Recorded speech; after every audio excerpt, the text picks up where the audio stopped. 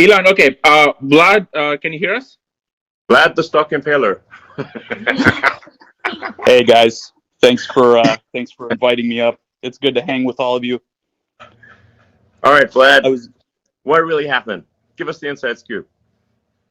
all right. Well, I was actually hoping that you would invite me up for the Fermi paradox part because this has been a very surreal weekend and week for me. One of the really great things is all the people coming out of the woodwork to offer support for the company, offer advice. So I got introduced today, and actually I should say I just randomly downloaded Clubhouse a couple of days ago just to see what it was all about. So this is my first time literally using the app. But yeah, I got introduced to your friend Antonio, Elon, who had some good advice for me, and then introduced me to you. You had some great advice, and then I figured, I heard about this Clubhouse, and this has got to be part of the simulation. So I just thought, why not? So here I am. So I'm actually an adherent to the simulation hypothesis. All right, well, spill the beans, man. What happened last week? Why'd you stop people? Why couldn't people buy the GameStop shares? The people demand an answer, and they want to know the details and the truth. Yep. Okay, so let me start by giving a little bit of background. So I'm the chief executive of Robinhood. Yeah, we know. Robinhood's actually a Just go on, I'll man. go through this quickly. Don't worry. This is important. It's actually a couple of companies. So there's an introducing broker dealer called Robinhood Financial, and that basically is the app that you know and love. It processes trades. You're a customer of Robinhood Financial. Then there's a clearing broker dealer, Robinhood Securities, that clears and settles the trades. And then we have Robinhood Crypto, which is our crypto business. All of these are kind of different entities that are differently operated. So basically Wednesday of last week, we just had, unprecedented volume, unprecedented load on the system. A lot of these, so-called meme stocks were, going viral on social media, and people were joining Robinhood, and there was a lot of net buy activity on them, as you guys all know. And Robinhood at this time, I think, was number one on the iOS App Store, and pretty close, if not number one, on Google Play as well. So just unprecedented activity. And so Thursday morning, right? So I'm sleeping, but at 3:30 a.m. Pacific, our operations team receives a file from the NSCC, which is the National Securities Clearing Corporation. So basically, as a clearing broker, and this is where Robinhood Securities comes in, we have to put up money to the NSCC based on some factors, including things like the volatility of the trading activity, concentration into certain securities, and this is the equities business. So it's based on stock trading and not options trading or anything else. So they gave us a file with a deposit, and the request was around $3 billion,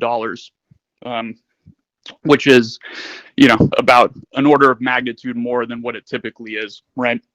So No. Why was that so high? Like, this seems like it sounds like this is an unprecedented increase in demand for capital.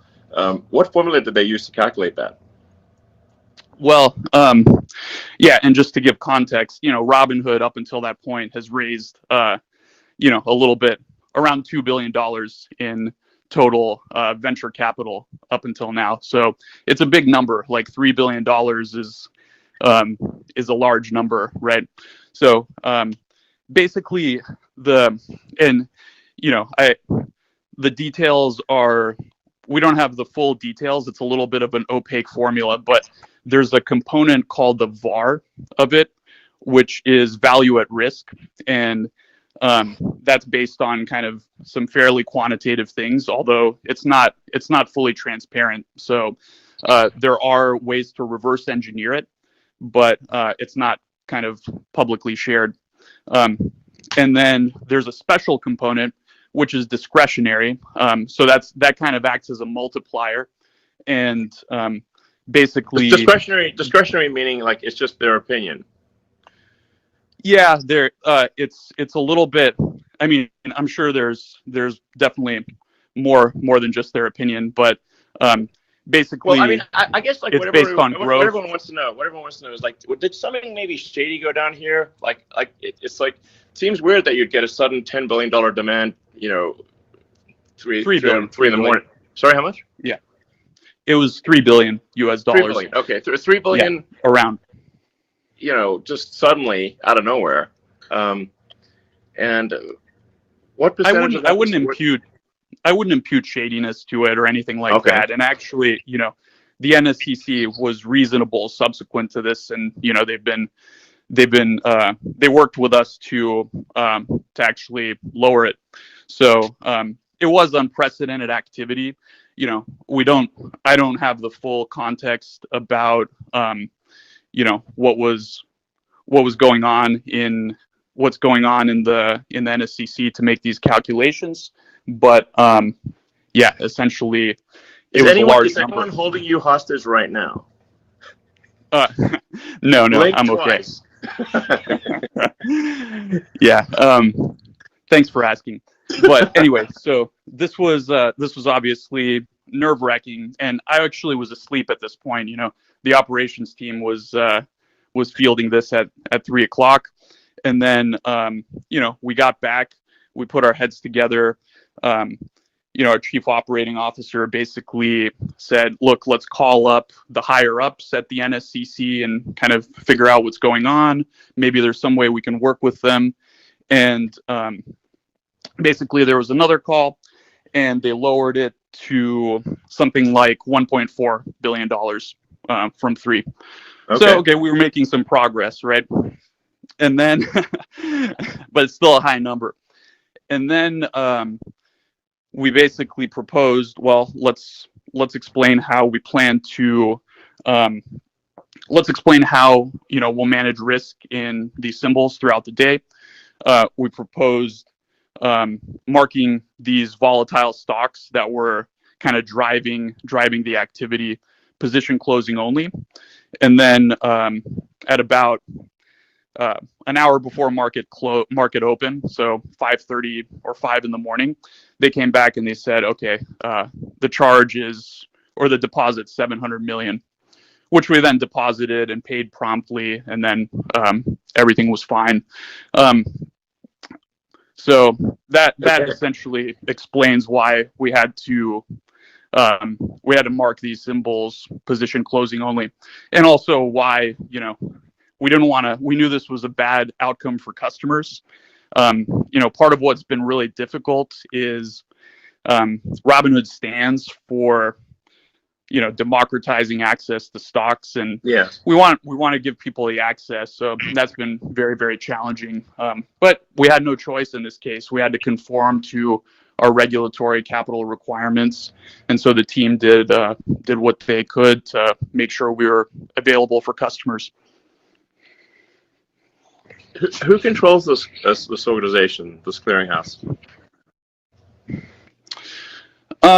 You know, it's a consortium. It's not quite a government agency. You know, I don't really know the details of all of that.